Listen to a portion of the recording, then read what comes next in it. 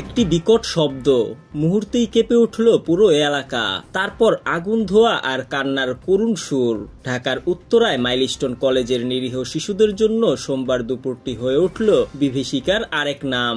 বাংলাদেশ বিমান বাহিনীর একটি যুদ্ধ বিমান সরাসরি আছড়ে পড়ে স্কুল ভবনে, আর তাতে প্রাণ গেল 25 শিশুসহ 27 জনের। যারা কিছুক্ষণ আগেও শ্রেণীকক্ষে বসে স্বপ্ন আঁকছিল তারা এখন নিথর। স্তব্ধ হয়ে গেছে অনেক পরিবার, থমকে গেছে পুরো জাতি। মঙ্গলবার সকালে রাজধানীর বার্ন ইনস্টিটিউট আয়োজিত এক সংবাদ সম্মেলনে স্বাস্থ্য ও পরিবার কল্যাণ মন্ত্রণালয়ের প্রধান উপদেষ্টার বিশেষ সহকারী অধ্যাপক ডাক্তার মোহাম্মদ সাইদুর রায়হান বিষয়টি নিশ্চিত করেন। তিনি জানান, নিহত শিশুদের অধিকাংশের বয়স 12 বছরের নিচে। আগুনে দগ্ধ হয়ে তাদের মৃত্যু হয়েছে। বাকি 2 জনের মধ্যে রয়েছেন বিমান বাহিনীর পাইলট ও স্কুলের এক শিক্ষিকা।